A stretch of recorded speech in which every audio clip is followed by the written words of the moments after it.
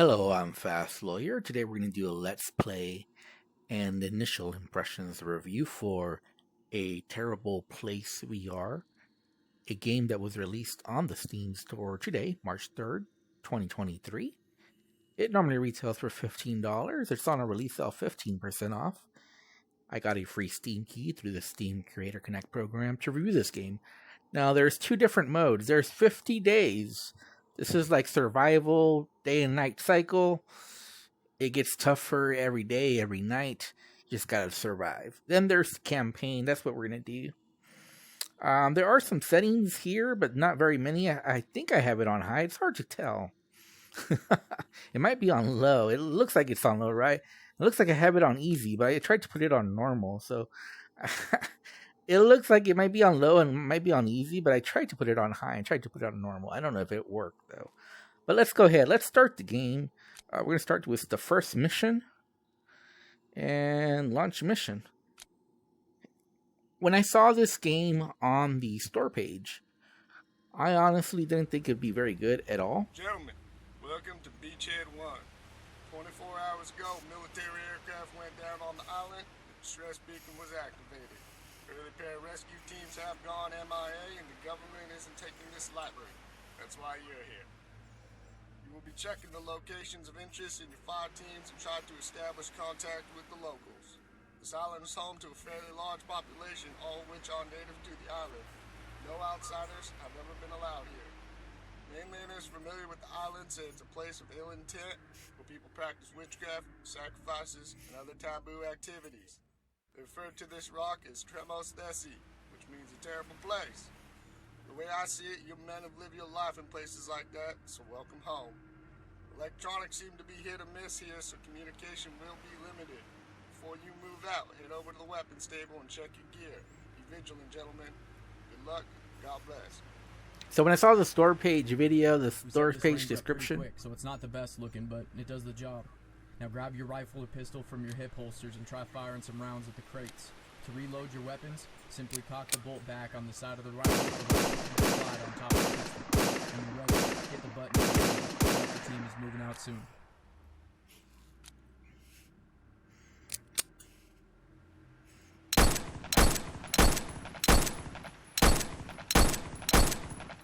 Yeah, I believe that's it. Let's go and let's head out.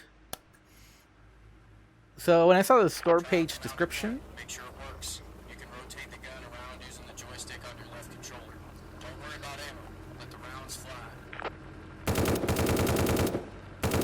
fly. I wasn't very impressed with the game, honestly. It didn't look very good. The graphics aren't great. The gameplay looked very basic. And I'm not saying it's a great game by any stretch of the imagination.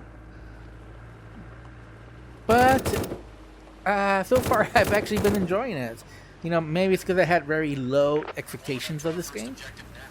Remember, we're trying to meet any locals here for information, not start a war.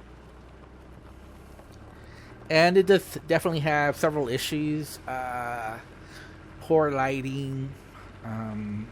Enemies that so far just seem to come towards me, although I didn't get very far in the survival. Search the area.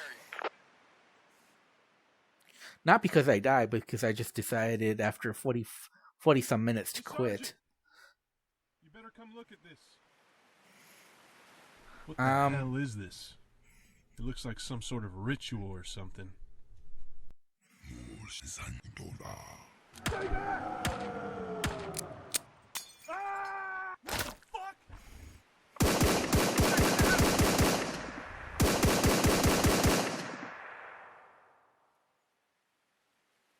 Overwatch, Delta 1 is engaged in contact. We have 2 men down.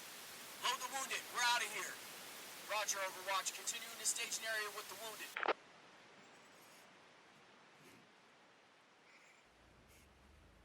And they seem to be so far like set pieces.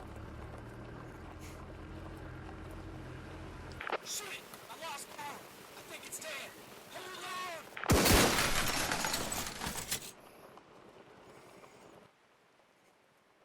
Welcome back, Sergeant. The Humvee took a shit on us, so we're stuck here for now. What the hell was that back there? I don't know, but those things back there, they weren't normal. This place isn't normal. Haven't you noticed there's no wildlife? No birds? Not even a damn fly. This place feels evil. What was that? Ah!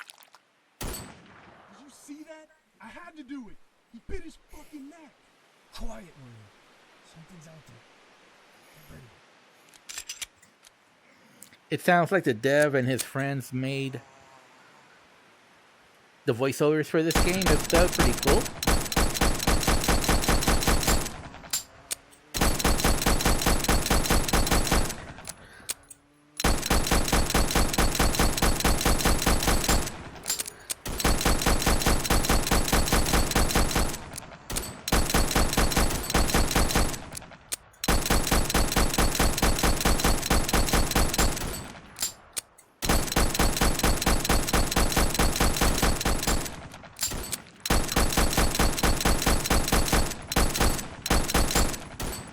I was shooting at a log at some point.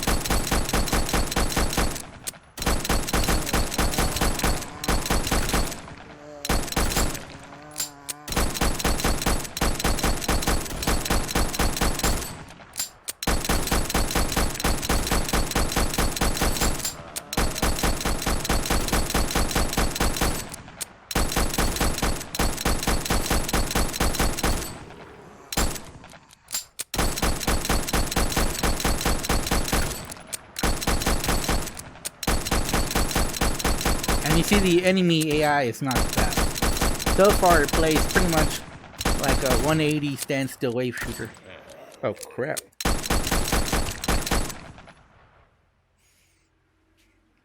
I missed the reload. That can be very fatal. Lucky we were passing through here. Communications are down. Captain has no idea what the hell is going on. Load your wounded. We're out of here. I will say though, the story so far is pretty well written. It's surprising. There's obviously a lot of thought that went into making these missions. So far, the story is cogent. It's starting off pretty well. I lost contact with 2 patrols out there. I'm sending your team out to find them. I don't care if the dead are waking up. You put them right back to bed and bring my goddamn Marines back here. You understand? Move out. The one thing about the voiceovers, though, is that I really think the mic quality, the sound mix, the sound recordings could have been higher quality. That's the only thing really I noticed so far. But, you know, this campaign so far is narrated, and I gotta say, you know, these don't sound like professional voice actors to me, but they're doing a pretty good job considering the limitations they obviously had. Because it doesn't sound like they had the best quality mics.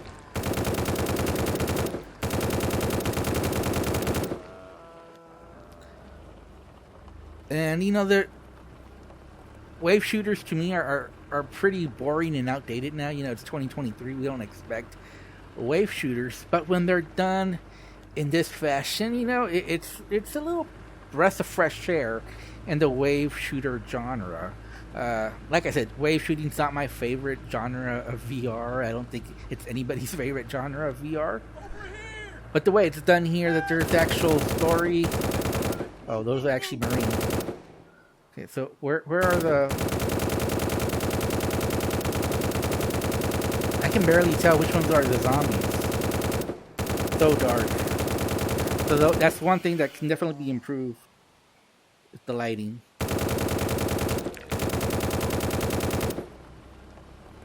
Okay, so you can't overheat. I didn't notice that.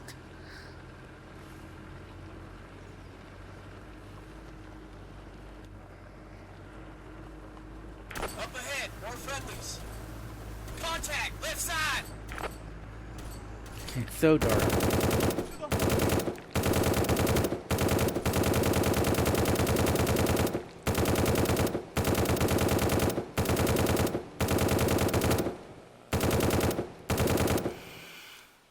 Oh crap, overheated.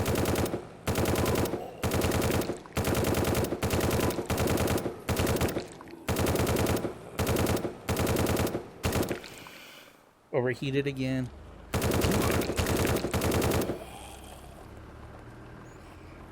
So it's very easy to overheat.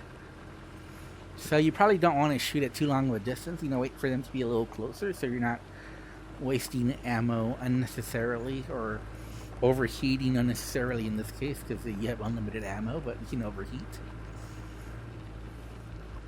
I think the lighting here really holds back the visuals, because the visuals themselves aren't that bad when the lighting's correct, but the lighting is just so bad, and the Unity engine overall has this problem. Obviously, not all Unity engine games have this problem, so it's not something that is unfixable.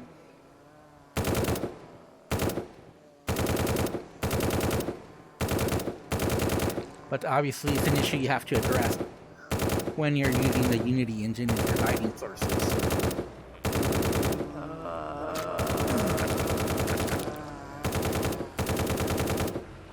I didn't even notice those. They were very close by. Sergeant, get back to the staging area ASAP. We have a large enemy force gathering outside the base. So yeah, the graphics aren't actually all that bad. It's really the bad lighting that makes it look a lot worse than what it actually is.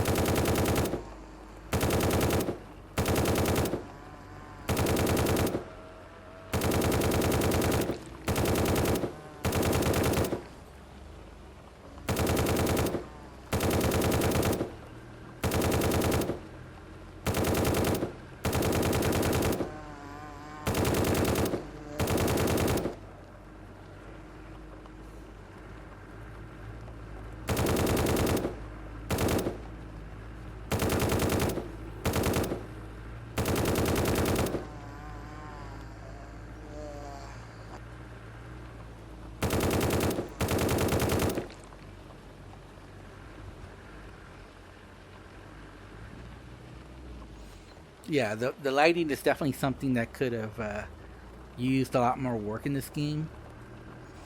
Because, like I mentioned, when the lighting is done correctly in this game, which is a few spots here and there, it actually doesn't look that bad. The graphics, look here, where the lighting is right, it doesn't look that bad. It's when the lighting is... Obviously, the animations aren't that great. The gunplay so far is pretty simple. The thing that's making it interesting, though, is the cinematic moments, Oh, I can't... Are we just supposed to shoot? It's too dark. I can't see anything. And I don't want my gun to overheat, so I'm a little scared to pull the trigger.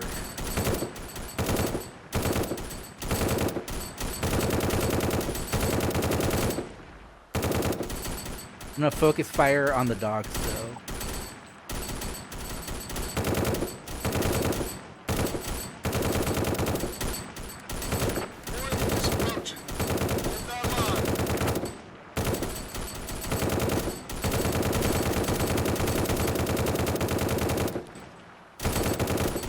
Yeah, if I see a dog, that's where I'm changing my focus on.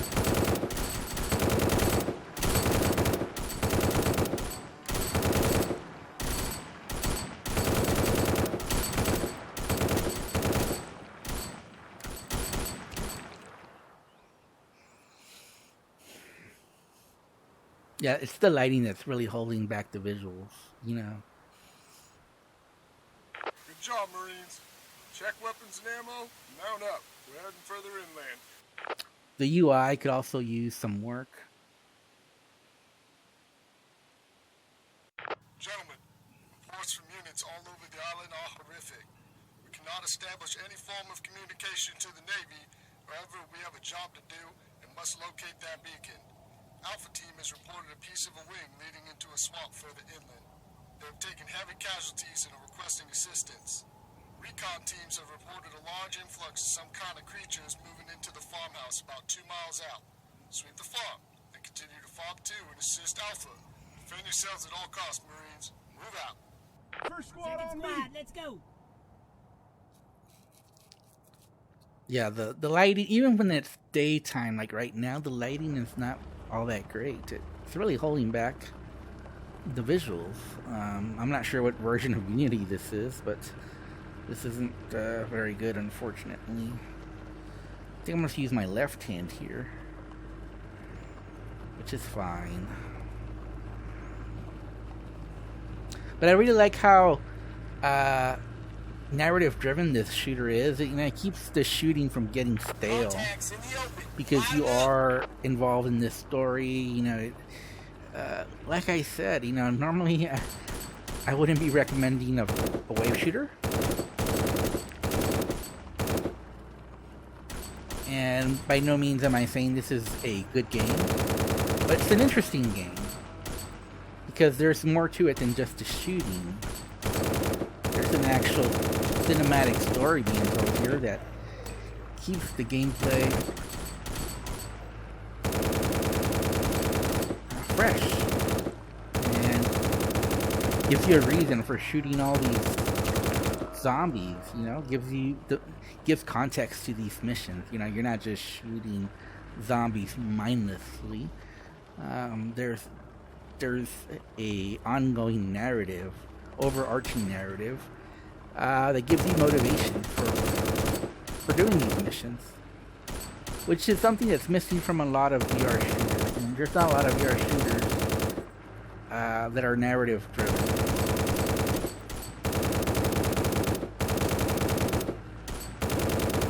And like I said, the voice actors, obviously not professionals. Obviously the mic quality, the sound mix is not the best. But so far it's been a pretty engaging and interesting story to be in.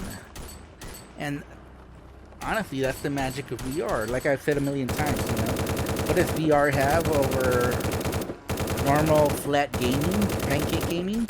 Is that it puts you in these worlds that you wouldn't otherwise be in. And here we're in a zombie apocalypse.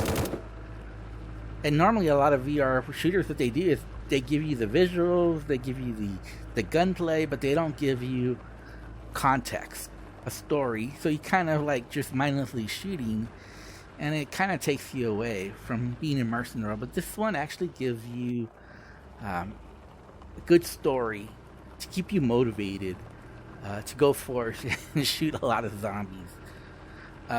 So far, the gameplay has me engaged just because of the story, and just because of the voiceovers and the different sets and the different missions.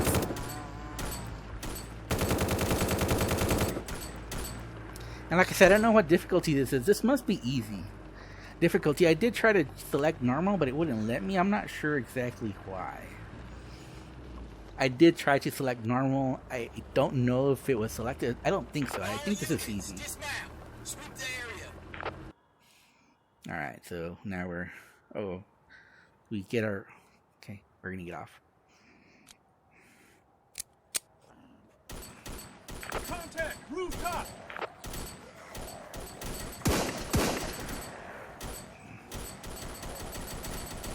I can barely see though. That's my main issue right now is I can barely see.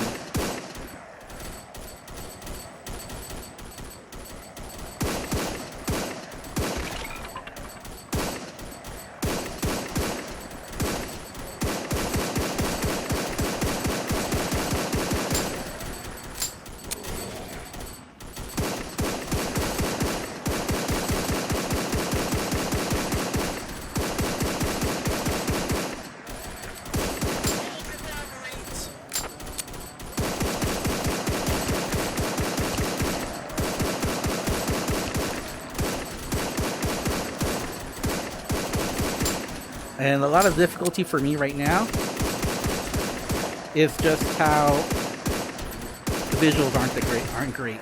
So it's making it hard to see.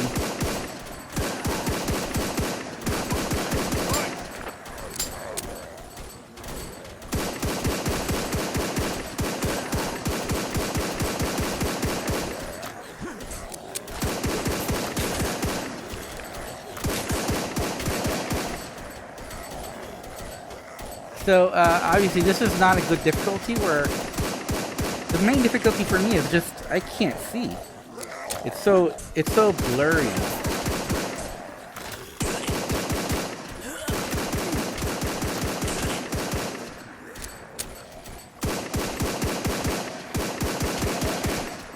Like, I can't even see my laser. Again, a lot of this has to do with the poor lighting.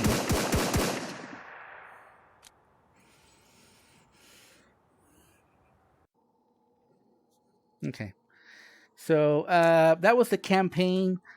The main problem was the lighting. It came back to make the gameplay just too difficult because I just couldn't see.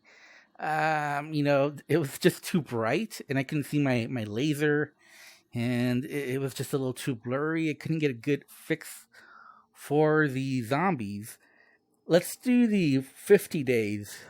So I showed some of the campaign. Let me show the 50 days. Now, the 50 days, I think I enjoyed the gameplay more, but obviously there's no story here.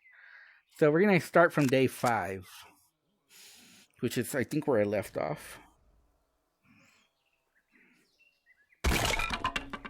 Pistol damage, rifle parts, player speed. And so we're on day 6 now. So we finished 5 days. And basically you get upgrades as you go along. Now, what I haven't figured out so far, I only have the bow and arrow. And I'm not sure if maybe I left the area too quick.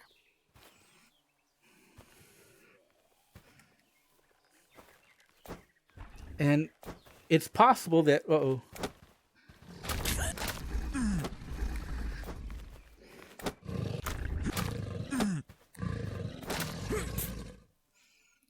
So I took a lot of damage there, actually.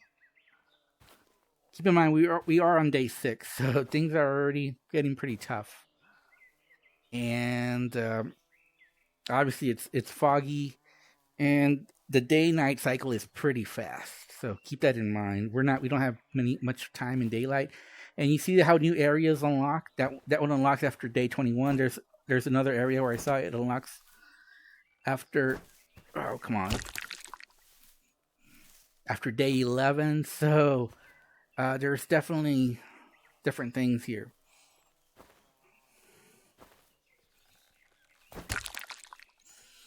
And this bow took a little time for me to get used to it, because I was basically shooting too high. But it's definitely satisfying when you get those headshots and you do that extra damage and you take those zombies down, although it's going to be night pretty soon. I need to be very careful. Oh, crap. Bow damage, yes.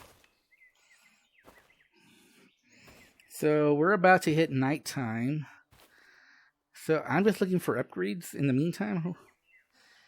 And we need to get to a good spot before it turns night. I think those zombie dogs are the most dangerous. They don't come till after like 3 days or so. And you'll want to avoid them whenever you can, although that's pretty much impossible sometimes. And we want to get to a good spot before it turns to night. So, yeah. Basically, this is just a day-night cycle. Lots of zombies all around. It gets more difficult each day that passes by. You get some upgrades. I still haven't figured out how to get the handgun or the rifle. So far, I've only had the bow. I don't know if I had to take one with me at the start with the loadout when you first start the 50 days. One thing I wish this had is a little bit more... the crafting a little bit more involved. Uh-oh.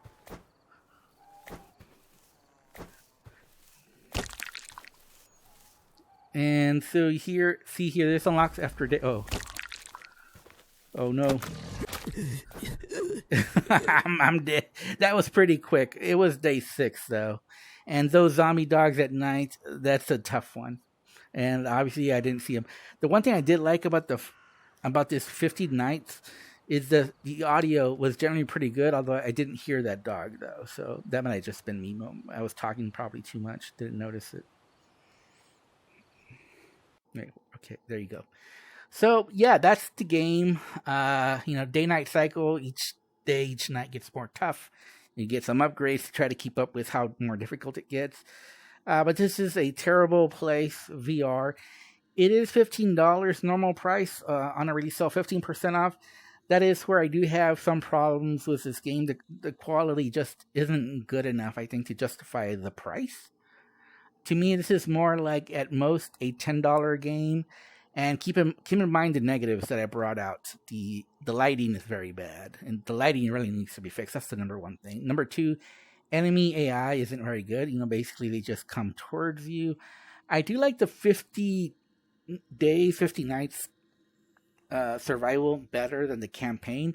But what I do like about the campaign is that it has a story and its voice, and it's done pretty well given the circumstances. Obviously, this is not a high budget.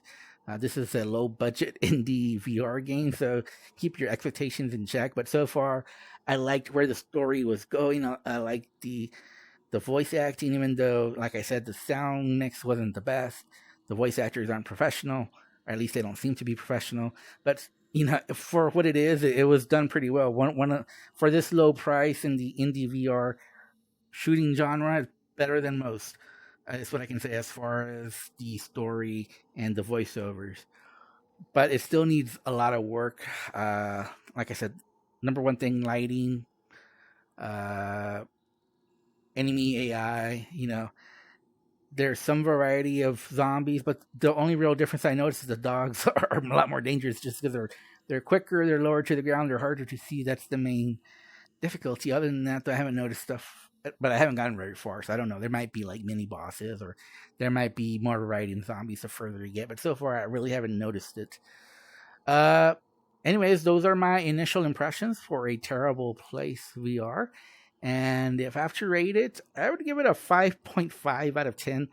And the reason I'm giving that is just because, we don't have many VR shooters with a proper campaign, with a story, with voiceovers.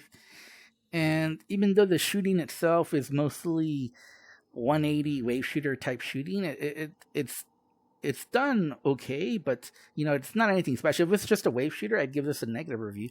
But because there's a story and there's context, there's stuff that makes you want to do the wave shooting because of the story. You're immersed in what's going on, the zombie apocalypse that's going on here. That's why I'm giving a 5.5 out of 10. And again, the 50 days survival day-night cycle is also pretty nice, but the main problem, again, lighting, poor enemy AI. It needs more variety as far as, zombie types and having different dangers. So anyways, that's my Let's Play initial impressions for A Terrible Place VR. When I first saw this game, I thought for sure that it wasn't going to be very good, but I was surprised. It's actually not as bad as it looks, but it does have some big issues, some big problems. If you're expecting Half-Life Alyx or a AAA quality shooter, you could be sorely disappointed because obviously the wave shooting here is not that good. It's not good at all, to be honest with you guys. But some of the other stuff is where this game stands out, and that's why I'm able to give it at least a neutral recommendation of 5.5 out of 10. I would say either wait for it to get improved or buy it on sale. Anyways, I'm Fast Lawyer. This has been my Let's Play initial impressions for A Terrible Place. If you enjoyed this video, don't forget to like, comment, and subscribe. And as always, have a wonderful day. Goodbye.